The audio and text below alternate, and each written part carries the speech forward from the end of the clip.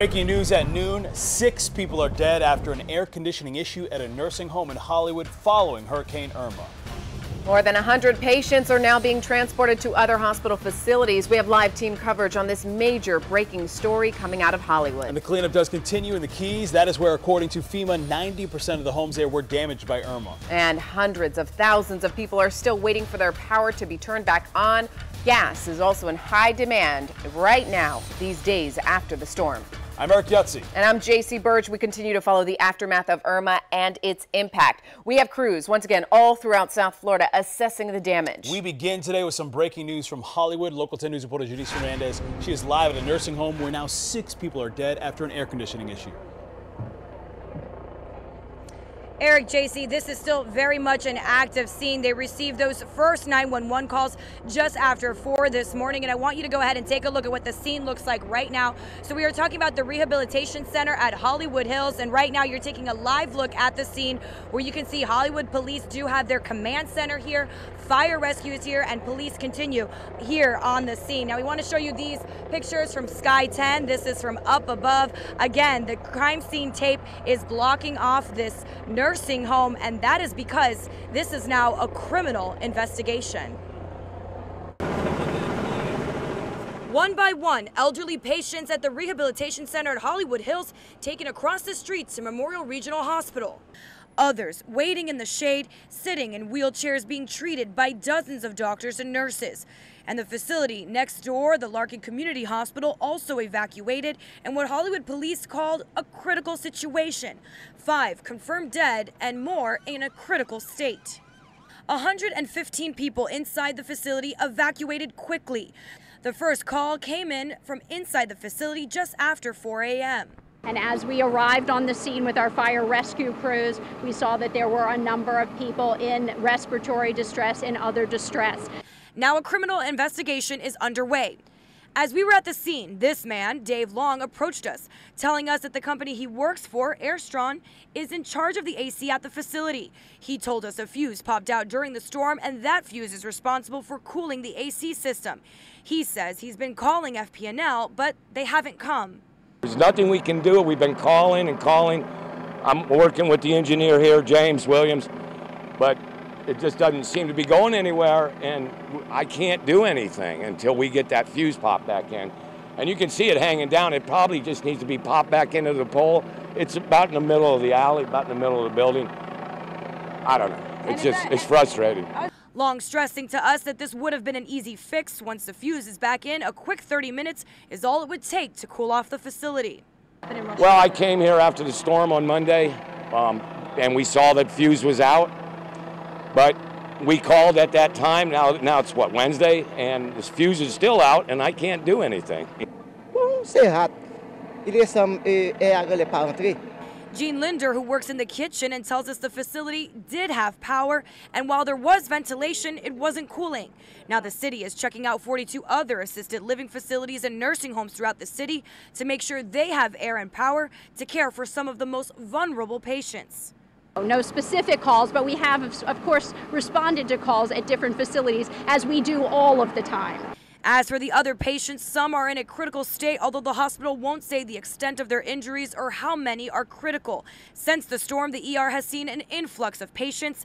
Now the hospital will be keeping some patients at Memorial Regional in Hollywood, and others will be transferred to other Memorial hospitals. And right now we want to show you video of some of those patients being transferred. Again, many patients taken here to Memorial Regional Hospital, and that is because it is right across the street. But like we mentioned, there is an influx of people in the emergency room, so you can imagine that staff is thin. So they are transporting those patients to other Memorial hospitals in the area. We meet with the county and every county well in advance of hurricane season. In this case, we met with Broward County in early March. This facility was not listed as a top critical infrastructure, top tier critical infrastructure facility, and that's what we work with the counties for them to help identify those facilities. We do know that facilities such as Memorial Regional Hospital across the street, which was with power, is listed as a top tier critical infrastructure facility. And right now, taking you back to some live pictures from above, this is Sky 10. What you can clearly see is still a very active scene. We have the Hollywood Police Command Center here, as well as other police officers. Fire rescue still on the scene. The tape is up. They are blocking off this area because, again, this is a criminal investigation, and we do want to update for you that it is now confirmed 6 people dead because of this incident. Can you raise it up? Can you raise it up? Hey, Janice, we just heard that part from the Florida Power and Light official talking about a list that seemed to have been made back in March. It doesn't seem like we got any indication from Florida Power and Light today that they were contacted or aware of the urgency of the situation at this nursing home over the weekend. Is that right?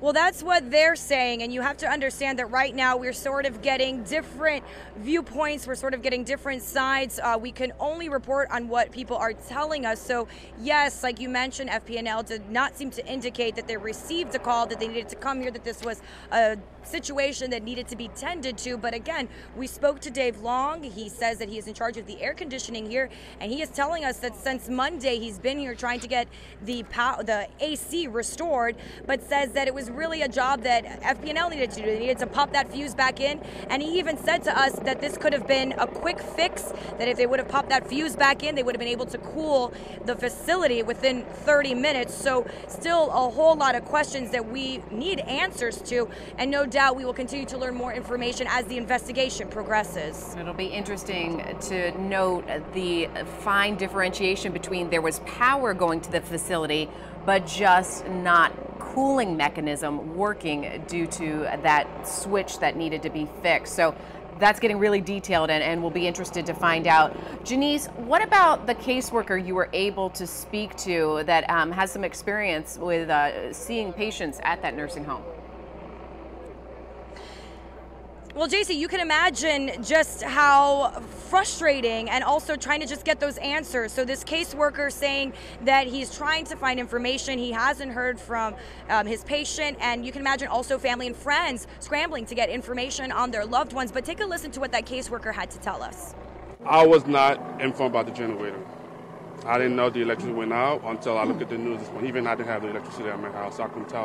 I could not tell what was going on in the facility. All I know, they were not going to evacuate. Has you been here long again? Huh? What is your name, sir? My name is Ed, E.D. And you work here?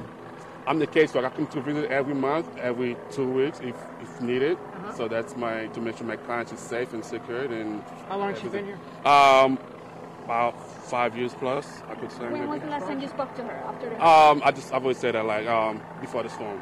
And when was the last time that you were here? This is the first time you're coming in today? No, actually, I was before the storm happened. Okay. A week prior. Talk to us about the kind of patients that are in there and what conditions. How are they? Are they frail? Talk to us about. I would say for a fact, the patients are very stable and they have numerous staff to help. And I don't know. For my concern, everything should have been fine.